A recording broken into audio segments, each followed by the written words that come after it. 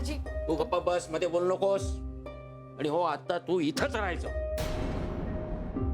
नाना तरीही मला हे मान्य नाहीये.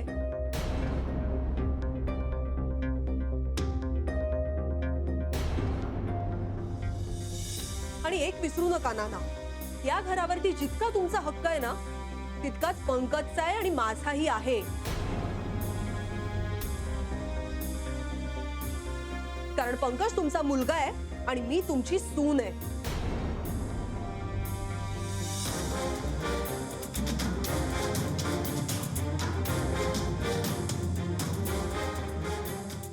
वाटलंच मला.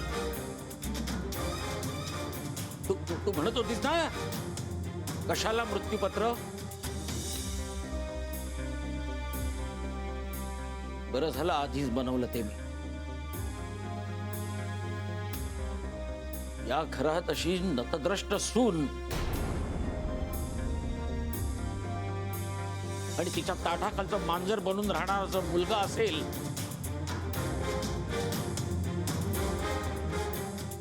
तर त्याच्या आई वडिलांनी आधीच आपल्या संपत्तीची सोय लावून ठेवायला हवी.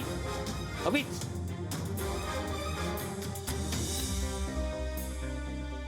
काही हक्क नाही तुमचा, कारण ही मालमत्ता स्वयं अर्जित आहे. कळलं का?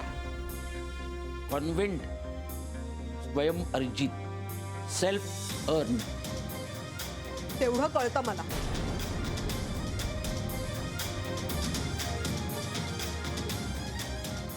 मग हेही लक्षात घे की स्वयं अर्जित मालमत्ता ही आपण हव्या त्या व्यक्तीच्या नावावर करू शकतो. त्यावर कोणाचाही हक्क नसतो. या फ्लॅटवर आता जर कुणाचा हक्क असेल तर तो तुझ्या सासूचा आहे.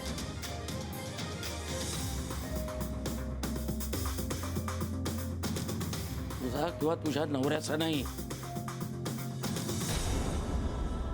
नानाजी राहू द्या ना. नाही नाही राधिका, हे आज ना उद्या होणारच होतं. आज फक्त निमित्त झालं तुझं, बस. बाकी काय नाही. नाही आता तू याच घरात राहायचं. बघतो तुला कोण काय म्हणतं ते. जो तुला इथं राहण्यासाठी नाही म्हणेल त्याला आत्ताच्या आत्ता या घराच्या बाहेर जावं लागेल. नाही नानाजी, मला हे नाही पटून राहील. माझ्यामुळे तुमच्या घरात कशाला उगीच वाद. नाही, मी नाही राहणार इथे. मी जाते बकुळा मावशीकडे. पण राधिका, हे म्हणतात ते खरं आहे. तुला जी लढाई लढायची आहे त्यासाठी तुला इथेच राहणं आवश्यक आहे. नानीजी, पण त्यामुळे कुणाला त्रास होणार असेल तर मला नाही राहायचं बाई. मी निघते. राधिके थांब.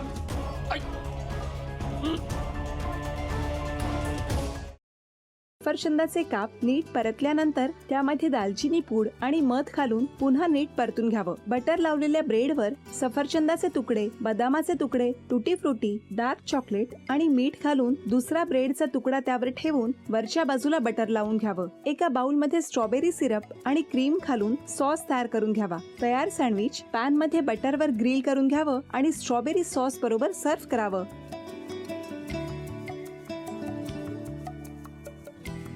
हे जेव्हा बोलत होते तेव्हा मी बघत होतो की या दोघांनी स्वतःचा संसार उभा केलाच, पण स्वतःच्या संसाराबरोबर अनेकांच्या आयुष्यात आनंद निर्माण केला.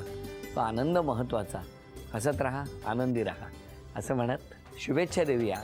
आणि ही झी मराठीकडून भेटवस्तू डेव्हिड तुमच्यासाठी. अभिनंदन.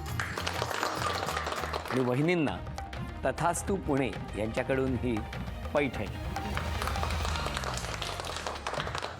अभिनंदन.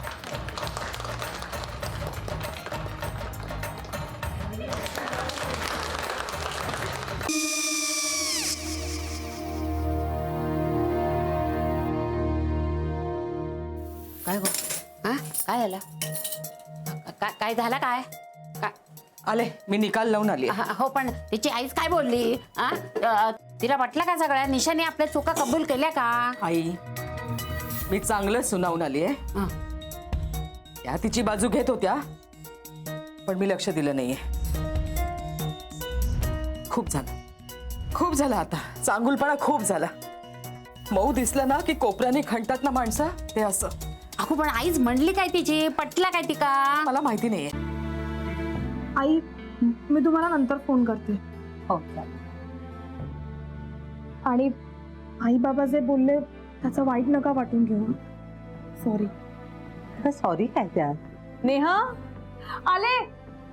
आई मी येते. हो काकू येते.